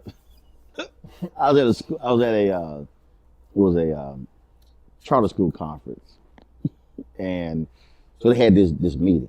It's like all of the money folks, and there's like 30 people in the meeting. And there's 2 black people, and they were very excited that I was supportive of school choice. And I told them point blank, I said, my initiative is called School Choice is the Black Choice. And so I'm sitting here, I said, let me explain something to y'all. I said, this is why I support school choice. I want black people controlling the charter schools. I want black people controlling the curriculum. I want black people controlling the contracts. That's what I want. I want us controlling the education of our children. So we're sitting in a meeting, and I'm talking, and so it was one Latino guy in the meeting. He was in California, sitting on the end. He goes, I keep hearing all this black stuff, but, I'm about diversity, about Latinos. I said, say, man. I said, you are more than welcome to launch School Choice is the Latino choice. Roland's here for black people. I said, I'm going to tell everybody in this room, y'all can't do anything in this movement without black people. Y'all can't get a meeting with the Black Caucus. I said, I can call a frat meeting. I said, I got 7 alphas who are members of Congress. Y'all can't even get that meeting. I said, so I'm telling y'all right now, this movement ain't going nowhere without black people. So Mary Landrieu, former U.S. Senator from Louisiana, she raised her hand. She's like, let me go ahead and say, everything he's saying correct. And I just let them know. And they were all sort of like shell-shocked. And my whole deal is, I don't owe nobody here jack. Right. I wanted them to understand that, and there are black people who disagree with me over school choice. I'm like, I don't care. If there is a mechanism where we can control the whole school, the curriculum, the money, who we hire, I'm gonna take advantage of it. But my point to them was, I'm here for black people. And I wasn't apologizing for it. Right. And I think it's a whole bunch of us who are actually scared to go there. Yeah, they think white folks are invincible. They think America is a unshakable concept. They think white people are unbeatable. They think white people can't be rolled on, smashed on, and defeated, and left where they at. But you got to realize these people are human. They immortalize white folks. You know what I'm saying? They immortalize the mass incarceration dilemma. They immortalize the prison industrial complex. You feel me? Like, they think that it got to be this way because if it shifts even a little bit, in their mind, they just as American as goddamn apple pie. Dude, I had a brother who literally told me, that's why I had my TV One show. He literally said, hey, when you gonna get your own show? I said, I'm on 5 days a week. 2 hours a day, every morning. He said, no, bro. He said, I mean a real show. I said, a real show? He said, I mean a real show. He said, I mean like, MSNBC, CNN. Yeah. He said, I mean like a real show. And I said, and Brian Williams this was before the whole plagiarism and all that sort of stuff happened. He was the NBC Nightly News anchor. I said, brother, I said, do you know that when Brian Williams comes to DC, he sits in the same chair I sit in? I said, there's a clear table to the left. On the bottom is a bristle brush and a mirror. I said, Brian Williams don't use no bristle brush. I said, that's the brush I use. I said, the walls, the cameras, the fiber optic line. I said, here's what you don't realize. TV One, we contract the studio with NBC News Channel. I said, so you just said I didn't have a real show without realizing that the studio I use is an NBC studio. Yeah, I remember I came out there too at NBC studio. This, and he would, man, my bad. I said, no. I said, you have got it in your mind that because it's on a black network, it's not real. I think when you talk about immortalizing whiteness, the power of white supremacy has been so devastating that part of this issue we're dealing with is this extreme desire for white validation. In many ways, it's the black artists who wanted to cross over. It's the people who shunned Tyler Perry, and they over here yelling, hollering, and screaming. But Tyler, like, I just built my own 250-acre whole studio. It is this entire. What I keep saying is there should be a massive reprogramming of Black America. I just think that until that's really what the strategy has to be, a reprogramming to say we cannot continue to operate with this notion of white validation that drives everything in our community. I think, a lot of that comes from the fact that it's just plain and simply systematic. And a lot of brothers are still dumb, deaf, and blind. You know what I'm saying? Like the 5%ers will call them dumb, deaf, and blind. They dumb, deaf, and blind. When I hear niggas talking this crazy stuff, you dumb, deaf, and blind. You don't know what you need to know to have a fully informed view of what's going on. So you ignorant to the facts for real. You ignorant to the real facts.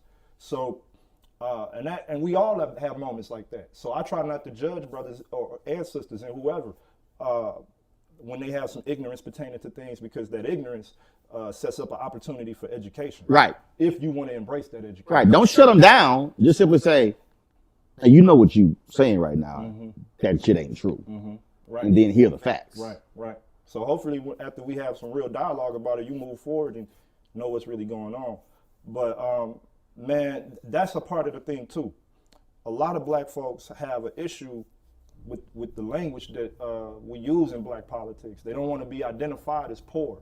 They don't want to be identified as being oppressed. They don't want to be identified as like being a person that's navigating the society as a victim or victimized by what's going on. And I think what people like ourselves are saying is we're not saying any of that. We're not saying that you're a victim. We're not saying that you're downtrodden. We actually saying the opposite. We saying due to the fact that you have went through this, we have went through it worse than any group of people that has ever went heads up with the United States. And you got to really acknowledge the fact that any major social changes that have happened in this society, in the United States society, the container of the USA, so-called black Americans sparked that change. Period. Right. Period. We've been involved in every aspect of social justice, every aspect of it's not even do folks here feel that there is something else going on here? Man, we deal with a lot of here's the reality too. I'm not going to absorb the black movement as an industry of its responsibility to that. And I'm not talking about the movement, the organic movement, where the people walk outside and say, we believe that we can turn this thing over. I'm talking about the movement that has people filling out W-9s and W-2s every year. I'm not going to absorb that movement of its responsibility to that situation. I refuse to, because it's no different than what the music industry does, where they come find some people that's in the hood. We pump them up, we pump them up, we pump them up, we pump them up. So long as they choose to have a certain functionality to what we need. Now, the second they get empowered enough to say, you know, I got the mojo, I got the swag, I can go out here and do what I need to do without y'all. They left on their own. So a lot of those people that are not here were living in situations that regular people have to endure with millions of people knowing who they are now, and no infrastructure around them to protect them. Folks having to work regular jobs after they built such a massive moment, still trying to figure out how to feed their mama, still trying to figure out where is that next dollar coming from, that next piece of bread. So a lot of these situations are situations that, these people are very popular people because of the movement, but they regular folks still. And they living in regular situations that regular black folks are living in. Mhm. So a lot of these niggas in the movement ain't living in regular black folk situations. So when some real shit happen, their mind, oh, how could this happen? What's going on? We live like black people live. I don't know if y'all forgot, we have a radical dilemma. We have a murder rate that's cracking the ceiling. We have an STD rate that's cracking the ceiling. People, it ain't Mayberry around here. Shorty 2 blocks away giving head $35 a pop to pay her Ameren bill. You niggas forgot. We didn't forget. We still here dealing with it. I still got to look these people in the eye. And some of what I'm making up for is yo fuck up. It ain't mine. Mm-hmm. So some of what I'm making up for ain't even the blood that I put on the concrete. So a lot of us with a certain positionality to real situations have been far too kind to a lot of these motherfuckers. When you talked about not absolving them of responsibility,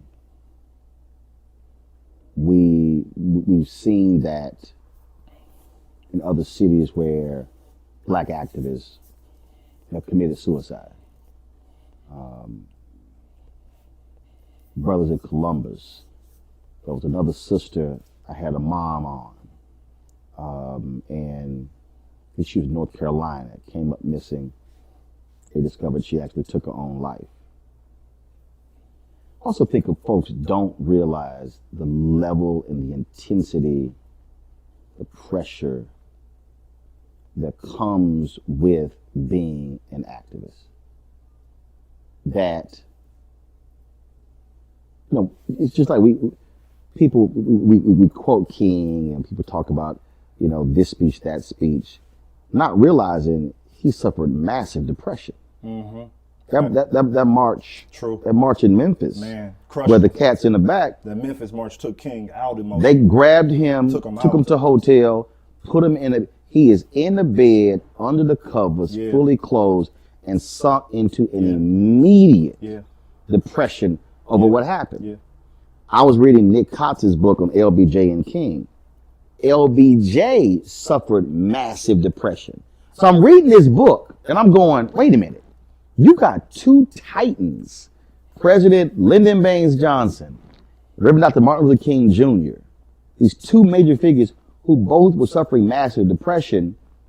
That also is something that I think that we have to be cognizant of. We are demanding activists put it on the line, and then when stuff gets done, folk move on, not realizing that they still are paying a price for what they had to endure. Yeah, you spend 2 summers yelling at the police, spitting at the police, and you know this motherfucker from New York put the battery in your back to do it. You know what I mean? They gone now. You driving down Wash Ave, that cop remember you from talking all that crazy stuff. Y'all finna have a real conversation. Or a real encounter. You in a real situation now. Ain't no damn jail bailout line to call. Ain't no damn lawyers on speed dial. Ain't no damn CNN and NBC putting the camera in your face to expose it. You in a real situation now, straight up. And you're gonna end up down there at that Justice Center with them brothers is busting out them windows real quick. So it's just like, you know, what? All I'm saying is this, dog. Black people en masse are looking for a political exoneration from the fake stuff. We want to see something real. And I'm not calling nothing that existed before now fake or nothing like that. But what I'm saying is we're supposed to advance in our politics as we grow. We're supposed to advance in our worldview as men, as women, as people with alternative identities. However you rocking mentally, you're supposed to advance. And I'm saying that now we have a clear understanding of the square dance and the rodeo that we've been playing with these folks. We voted for Barack twice, this generation. Trump got in there. He got up out of there.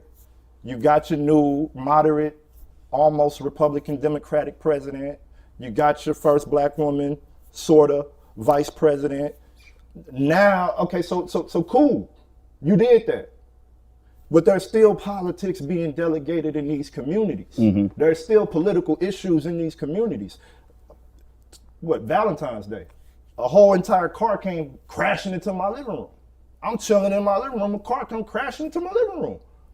Within the blink of an eye, I got 20, 30 brothers from my organization in my lawn. We got to protect each other. We had that understanding. I don't even got to blink. They gonna come when I need them.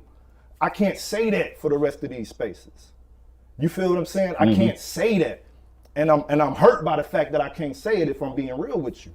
Because I take you serious when you tell me you showing up for us. I believe you when you say you coming through for us. I take your word as straight up what it is.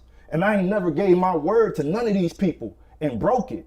If I said I was coming, I came. If I said I was on that line with you, I was on that line with you. If you disagreed with something I did, you could confront me about it, and I said in that shit.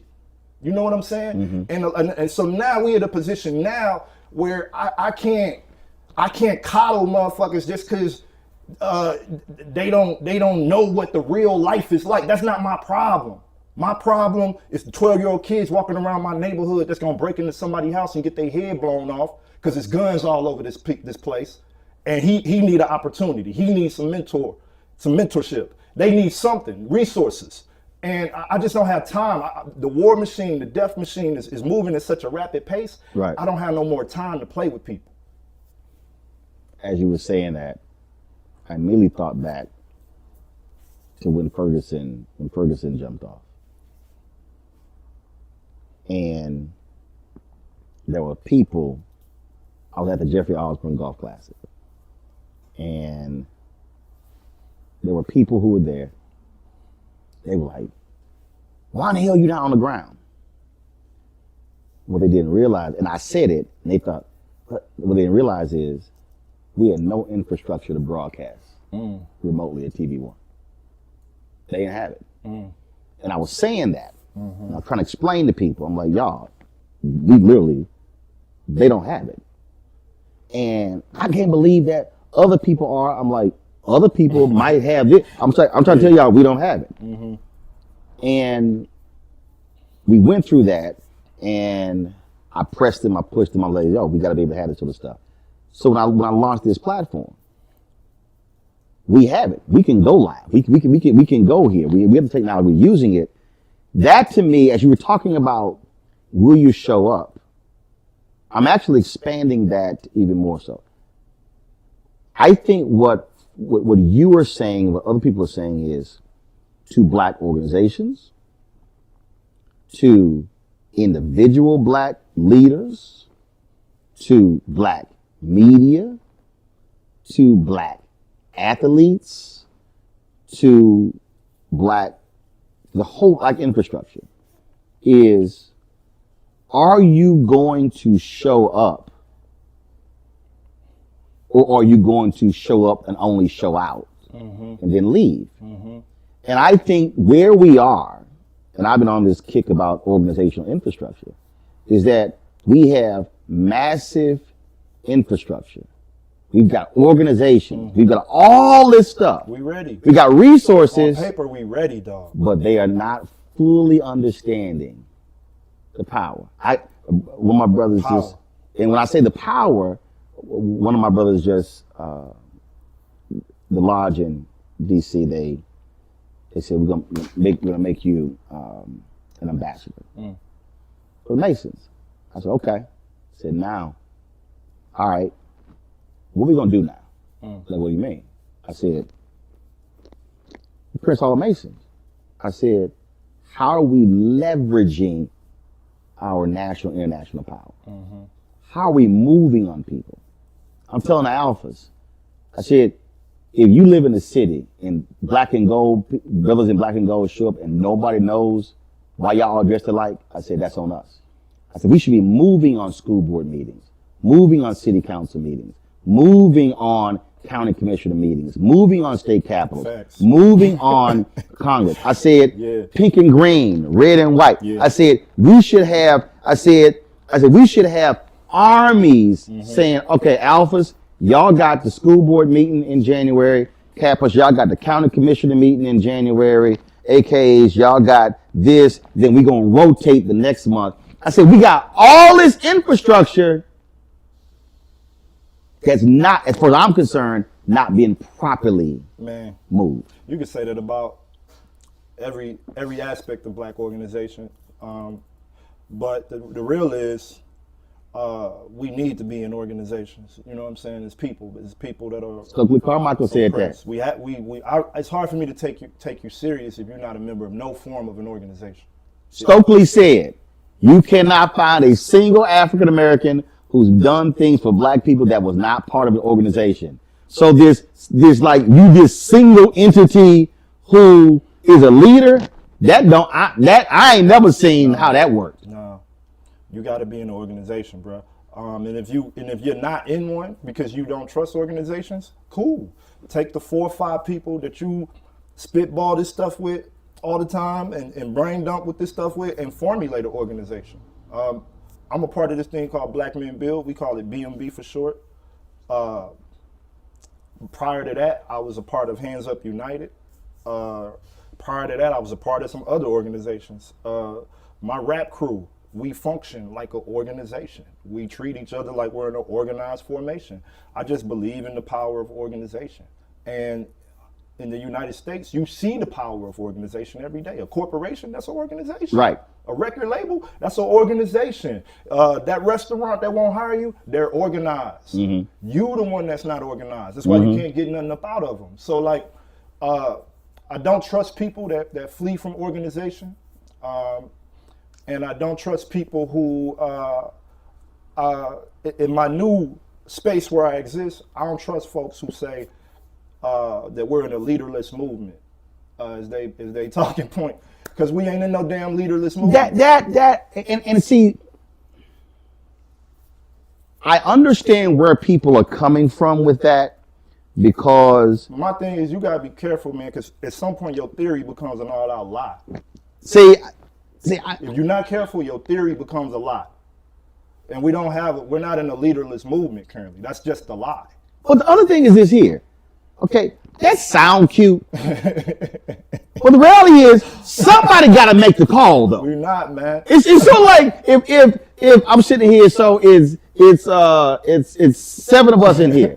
If we say, all right, let's go get something to eat, somebody got to say, this is where we going. And we can sit here and go back. What do you think? What do you think? What do you think? What do you think? What do you think? This whole deal of, well, no, we're gonna achieve it by consensus. No, leadership means somebody has to make the call. Somebody gotta fall on the sword. And here's what happens. Due to this myth of the leaderless thing going on, the wrong people end up falling on the sword. Because the government don't believe that this is a leaderless movement. The NBA don't believe that this is a leaderless movement. Nike don't believe that this is a leaderless movement. Essence Magazine don't believe that this is a leaderless movement. I could go on and on. The only people that believe this is a leaderless movement are the leaders of the movement. So it's just bizarre, you know what I'm saying? And I want to have faith in people's humanity enough to believe that these are just malfunctioning pieces of what they built, or what we built collectively, that kind of just didn't tighten on loose tight enough as we were building it. You know what I'm saying? I believe that this new era of the movement has been built while I was flying. And a lot of times, one of the wings might have came off, and somebody might have to go outside on that deck and pull that wing and hold it closer to the body of the plane. I have a lot of mercy in that space. So when I speak my opinions, I ain't talking down on people as human beings. I'm talking down on the politics. And I got a right to talk down on the politics because I'm a black man who lives in America, and everything that influences my life, whether I like it or not, is politics. I don't have a choice in the matter. Right. So as I constantly I say y'all can holler all that stuff. Government has no role in my life. I said, guess what? Your birth certificate is a government document. You get married, government document. When you get your immunization shots, that's a government document. Straight up. Divorce certificate, government document. I said death certificate, government document. I said, so if government got you from the moment you born to the moment you die, I said, you better be understanding how you gonna change public policy. So this notion of I can just check out and it's not gonna have any bearing on my life. I'm like, you are outside. In the words of my man, and Remember the Titans, you outside your mind. Yeah, man. That's like I had interviewed. I teach a class at this university called I-Lift University with this my co-instructor, Dr. Jennifer Leaf, out of Denver, Colorado, and one of the brothers, he's a horn player by the name of Donald Malloy. He go by the name of Wave Magnetic. We talked to him this week, and he said, you know, he didn't believe that, you know, politics was, he's not a very political guy, but everything coming out of his mouth was deeply political. Right. So, you know, in the course of that conversation, I was trying to throw him some lobs for him to understand, like, bro, I feel you. You just want to make your music. You just living your life. That's reflective of how a lot of black people live right now. You know what I'm saying? Even in my organization, I got black. We not no crazy maniacal organization that you're going to see storming the Capitol tomorrow. But all we saying is we just trying to obtain power for our people. We're trying to have a sophisticated agenda. We're trying to move ourselves closer to a general consensus with black folk all over the world. So I understand that, man, me making a decision to come here is a political decision. Me waking up this morning, turning on the water and being able to take a shower, that's a political implication. That's a political decision. That's something that's attached to a politic. That water running through that pipe, me being charged for that water. Ask Flint. The privatization of that water. That's right. The access to that water or not, like what they're going through down there right now in Texas with Ted Cruz. We gotta wake up and understand. Right. We study saying it ain't political. They study saying it's hella political. Right. You know what I'm saying? And that's the thing, man, where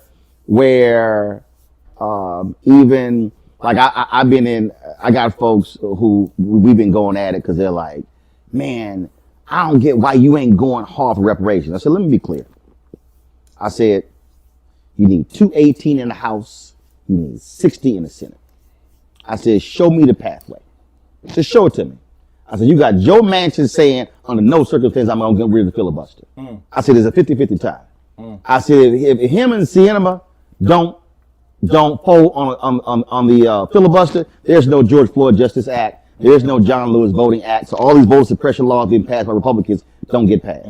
I said, I told this cat, I said, now, I said, can I make the argument for reparations? Yes. Can I walk through the history? Yes. I said, I'm speaking of the cold, hard, political facts.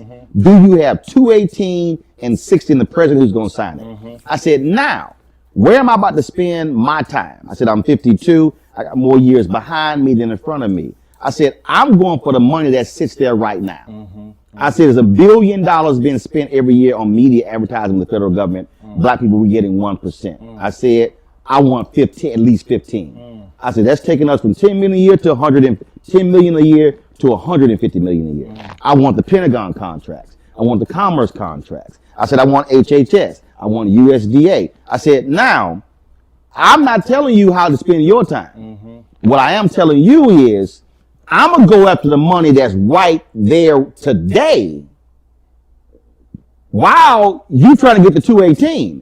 What I'm not going to do is pass up the billions today. I said, trying to get to 218. And they said, and I said, we can do both at the same time. I said, but just understand, I'm saying we can go for this money right now. Because the problem is not enough trying to go for the money right now.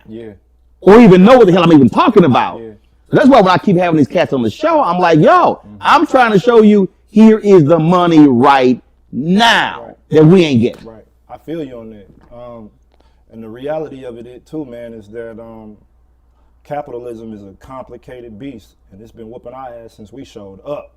So it's like even our... Well, first of all, we created capitalism. We are its best product. We created it. The reality is they didn't truly understand. I mean, my man Gerald Horne argues that the American Revolution was really because the 13 colonies were afraid that England was going to get rid of slavery. So bottom line is, we created the system that they have been playing off of. As my man John Hope Bryan always says, he said, if you want, he said, the only way to give money away like a socialist is to make it like a capitalist. I was like, okay, John, that was it. I mean, we all know all of these systems, man, for real, come from us anyway. Even the the origins of capitalism, not even going too deep, just historically. That's ancient Kemetic stuff. You know what I'm saying? Like the real way that it's supposed to function versus the way that they came and hijacked it like they do everything else and make it work how they want it to work. But the real way that it functions was, you know, we go back eons if we're gonna do it the real way. But what you still a position presenting is a conversation about another reality that we're battling. You know what I'm saying? And people, man, this interview, a lot of people gonna take offense to a lot of stuff I said. I'm used to it. The thing is, they revolutionaries who ain't got no guns, so I ain't got nothing to fear no way. But the thing is, we have now positioned ourselves to be dealing with a black leftist bourgeoisie class of folks that if we were in the middle of South African apartheid, we'd be running these folks up out of town. And I'm not saying that as a person that's against making money. I'm not against feeding my family at all. I'm a businessman on a whole nother level than the average person who does what I do. But I understand that if I'm not empowering the people around me, if I can't take the brothers that's with me and say, hey bro, when I shop, you shop. There you go. When I cop, you cop. When I rock, you rock. When I leave, you leave. If I'm getting on the plane, you getting on the plane. That don't exist a lot of times. So that's that one syndrome. I had a sister who told me she's in corporate America. She said she took this cat was like, you know, it's lonely at the top. She said that's your fault. The person was like, what you mean? She said, if you ever say it's lonely at the top, you didn't bring nobody with you. Mm-hmm. She said that's your fault. And this cat was like, I can't believe you're going there. But that's the whole point. The whole point is if you're gonna create something, build something, it shouldn't be where you're the one who's getting paid. That's because these niggas believe in exceptional Negro syndrome still, bro. You know, I saw it a lot when I was out there at Harvard. A brother would get hired for you know, they would make the announcement that they bringing in a brother. 3 weeks later, the brother got a whole sex scandal. You know what I'm saying? Why? Because he thought he was invincible enough to do what them white boys do. He thought that he could reaffirm the patriarchy, the misogyny, and all that shit that them white niggas reaffirm. He thought he could go in there and do the same damn thing. And the white folks showed you, nah, you can't do what we do. You can't do what we do. You not even a part of our class of folks. What are you talking about? You out of your mind. We brought you here for this. You come in here and do this. Well, you can't do none of that. That's off the menu for you. So then they find themselves looking stupid. Got to go home and explain to your wife why you done lost your kids' college fund. Got to hope and pray that somebody else gonna hire you because now everybody in the whole damn country know you got a scandal on you. This is just reality. Meanwhile, they looking at me as the brother with the tattoos and gold teeth, coming in how I want my record clean. Why? Because I need that bag. I die before I fuck it up.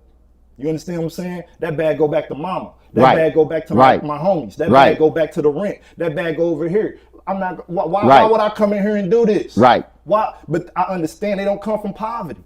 So your mind frame different when you actually know what it's like to not eat for a day. Right. I know what it's like to look in that account and it ain't nothing in there. Mm-hmm. I'm not in competition with none of these lame academics. Y'all go do what y'all do. Y'all riding these white boys' lap, we building. I got my own stuff going on. I'm for us by us the real way.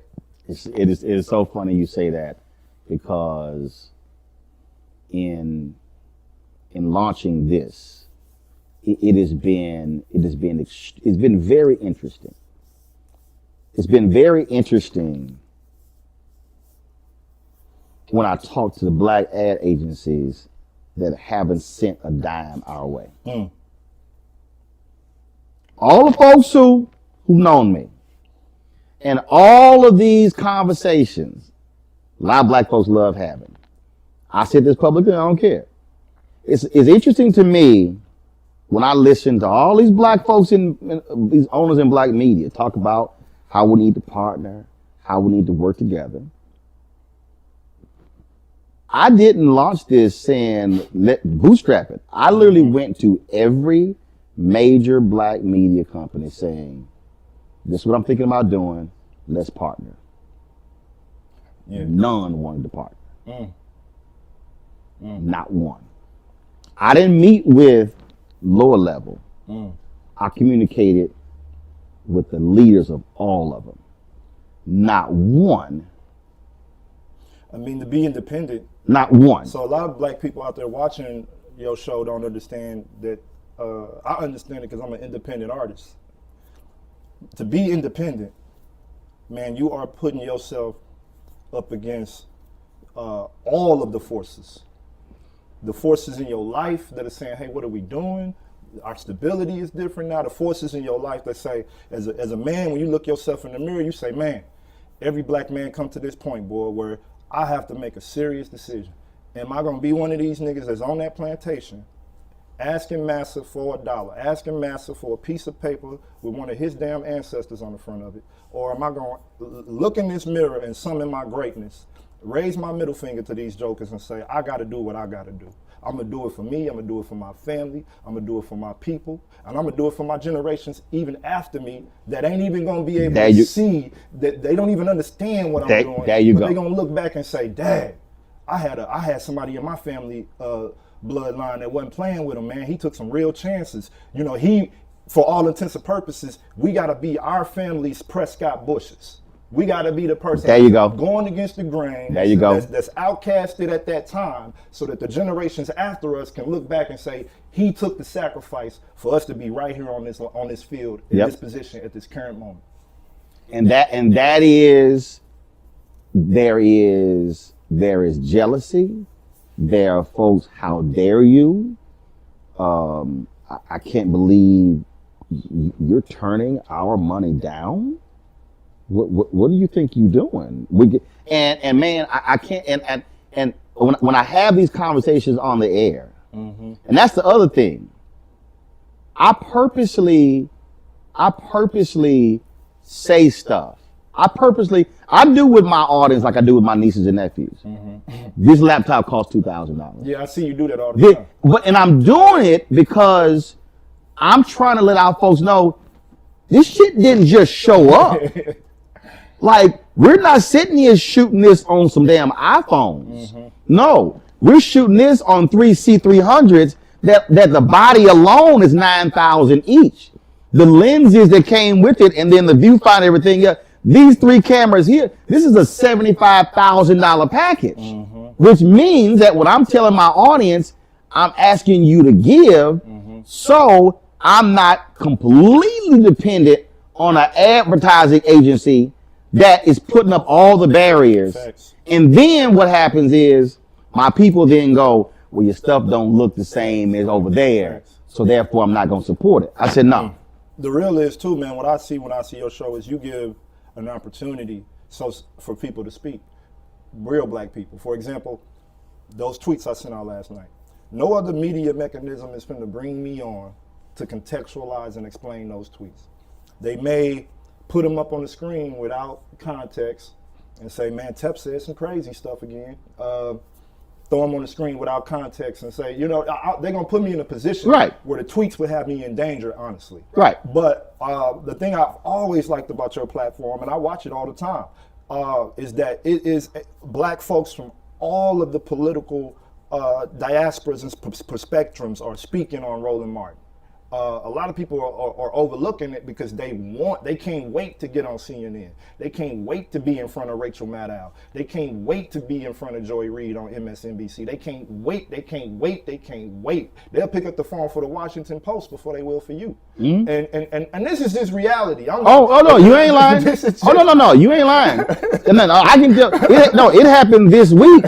It happened this week when I called some folks and they were unavailable, but then I see them on CNN, MSNBC. I've been calling out Speaker Nancy Pelosi and her people. I'm like, yo, how you got time to do MSNBC and CNN several times a week and you can't do black media, but you ain't the Speaker of the House without black people? I speak for myself. I speak for Black Men Build. We are very gracious that you even gave me the opportunity to come on here and talk to this many black folks. Because I know how many black folks you're talking to every day. So I'm gracious for the opportunity to even be able to introduce myself to some of these people, to be able to reintroduce myself to some of these people, to say some things that some people may not agree with, say some things that a lot of people may agree with, and go, dag, man, you know, I never seen somebody willing to speak so boldly about this stuff. You know what I'm saying? When I look back at Malcolm and King, A lot of times they may not have been like the most amazing organizers, if we're being honest about it, but they were, specifically Malcolm, he was great at just talking directly to people about what he felt, what he saw, and where he was accurately at in today's discourse of what was happening. And that's what Roland Martin gives folks the opportunity to do. So why would I not come on here and try to do it? We are in a situation, and the people ask me this all the time, hey, what is your thoughts on the present state of black media? What's your thoughts on, where we are with black movements? And this is what I say, and I want to hear what you think about this. I said, I'm afraid. I said, I'm afraid because if we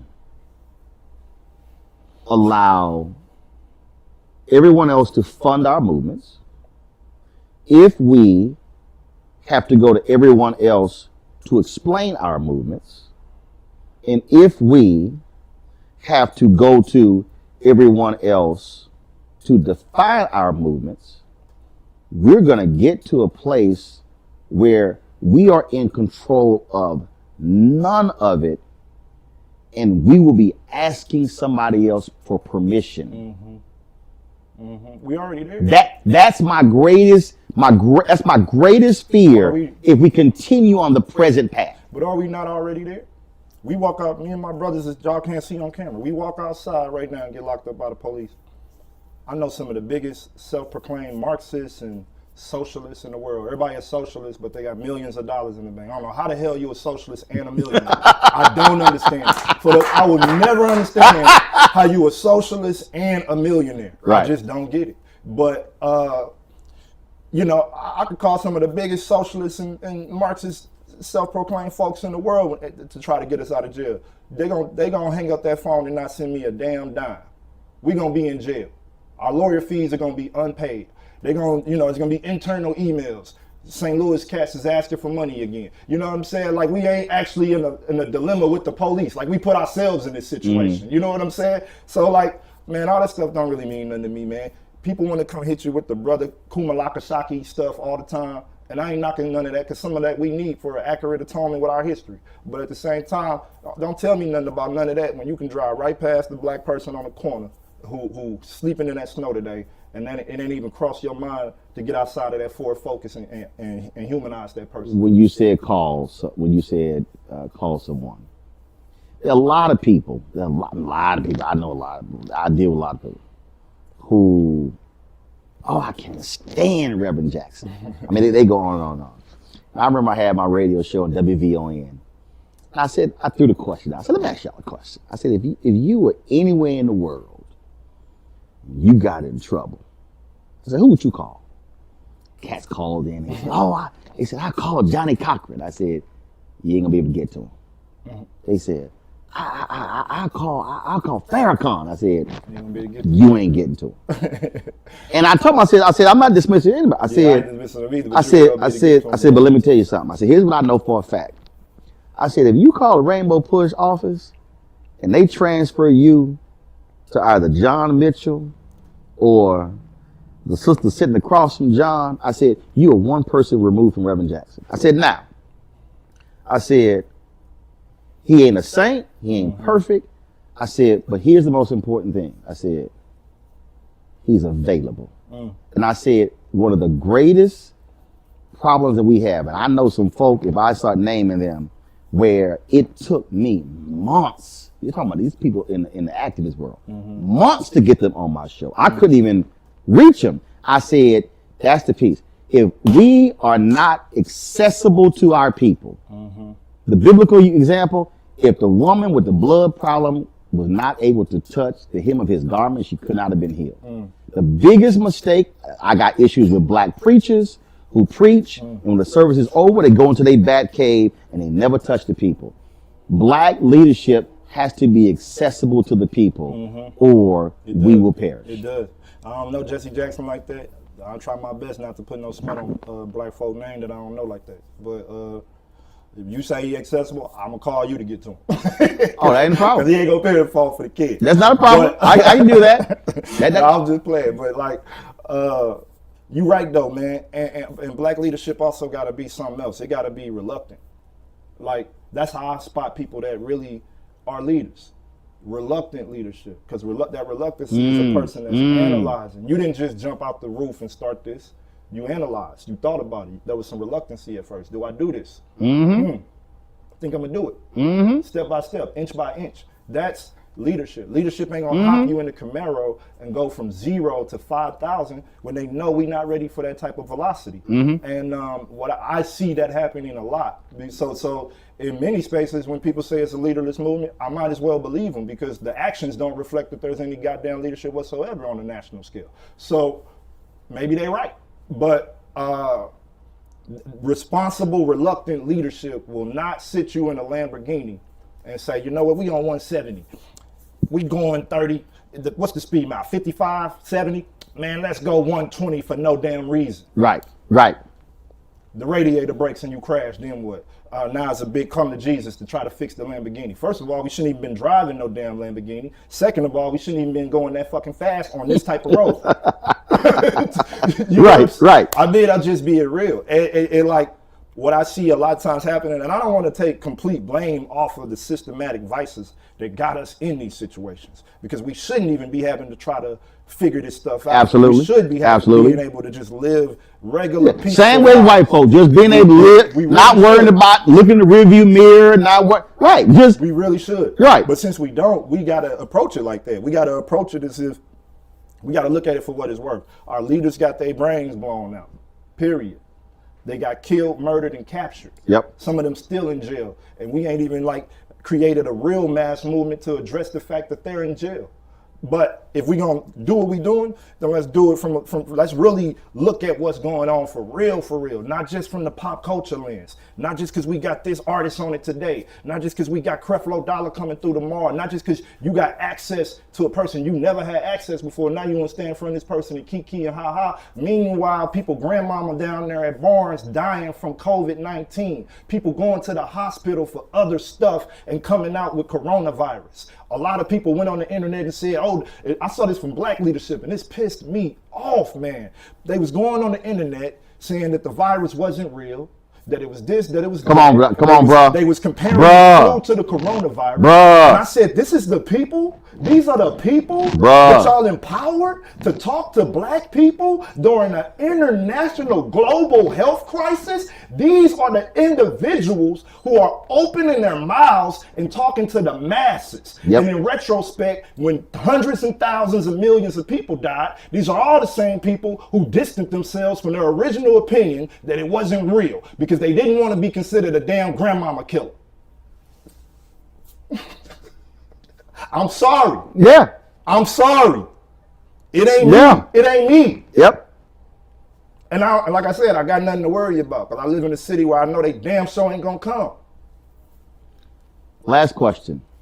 There's somebody watching and they're like, Tef, you on it?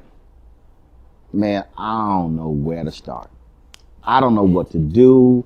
I want to do a lot. I don't know where to start. Man. They want, it could be their family, it could be their neighborhood, it could be their church, it could be their community, it could be their fraternity, it could be their sorority, it can be their community group, it can be just as an individual. What would you tell them what they should do right now? First of all, we got to organize. And if you don't know how to organize, you got to click up with some people who are willing to show you how.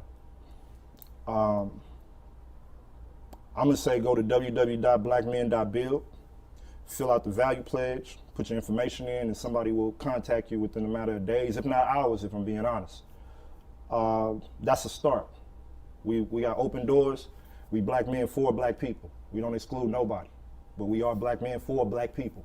We are for black people. I got to be very clear on that. We for black people. We unapologetically for all black people. A lot of people get caught up on the men part. I don't even know how to define a man in this type of society, so whatever. You know what I'm saying? And that's not me being derogatory. That's me saying that we have been so under attack that we have to create a new man, a new ideology of what a man even is. So That's step one. Step two, if that don't make sense to you, like I'm good on that. Sit with yourself. Begin to think about your own life. Analyze the forces that have you in the situation that you're in. It's not by happenstance. We didn't just end up in the ghetto magically. Your cousin and your baby daddy didn't just end up in the prison accidentally. That black trans person that was walking down the street that got raped and murdered for absolutely nothing, that didn't just happen because it just happened to happen. We got to analyze what's really going on. So do some deep self-reflection. And I believe when you start to do that, you start to develop your own analysis about your place, not only your place in society, but your place in the universe. And I think we live in a world where we got all of this stuff. We got the Instagram, we got the Twitter, we got the Facebook, we got the woo woo woo. You want to be the baby, you want to be Meek Mill, you want to be Megan Thee Stallion, you want to be all these tributes that this society has created. This society handpicked these people and made these people into tributes, and you want to be these people. You want to be a tribute. It's the Hunger Games. You want to be a part of it because where you at, it ain't nothing going on. You could die walking outside where you at, and you looking at them shining. You looking at them shining. You say, man, they did it, I could do it. See, so now we repackaged the American dream and filled it up with a whole bunch of blood diamonds, a whole bunch of LLCs and IRS ventures, and now and folks just in complicated situations because they want what the black folks that got shit have. So I say first you got to analyze yourself, your situation. Start to critically think about why you in that situation, how you get in that situation. Some of it may be your personal responsibility, but I guarantee when you really start to take a bird's eye view of what's going on in your own life, I don't care if you the black man that's the CEO of Ford, I don't care if you LeBron James, I don't care if you the brother that's the janitor down there at the regional hospital. When we all start to take a bird's eye view of our lives, we will start to see that there is a one thing that is universal throughout all of that. And that's the absence of black power, the absence of power, the absence of autonomy over your own life, the absence of being able to make a clear, concise decision, the absence of saying, I want to actually be a black person that analyzes love differently. I want to love this woman differently. I don't want to reflect, she ain't got the fake ass and the fake titties, so I can't even humanize her like that. She ain't doing this, I can't even do that. He ain't doing this, I can't even do that. We got to take a bird's eye view of our own lives. Start to take an account for the shit that we did to ourselves, accurately, place that where it's at. But also realize that you got an enemy. Realize that this didn't start yesterday. This started hundreds of years ago when some ships showed up at the coast of Africa somewhere, snatched some brothers, snatched some sisters, put them in the belly of them boats, brought their ass over here and turned their ass into product. Stopped up in Puerto Rico, got them some bootleg niggas and brought them down and put them on the auction block and told some stupid hunkies from the Appalachia that they came from Africa as well. Went and got some indigenous folks that was already here that was dark enough to put on the auctioning block and use them as Africans from Africa as well. We are in a situation where we have just been manipulated. The history is a lie. The origin of the discourse is a lie. So when you really open your mind up, really look at your life for what it's worth, as a person, as a human being that's inflicted by these things, then you will start to see the necessity for you to move forward and get some of this off of you. Now, I may not be able to tell you how to get that off of you. I would suggest organization, but different people do different things. I'm gonna tell you join the organization, get in some alignment with some people that understand what you're going through, and let's get this up off of us. Tef Poe, I appreciate it.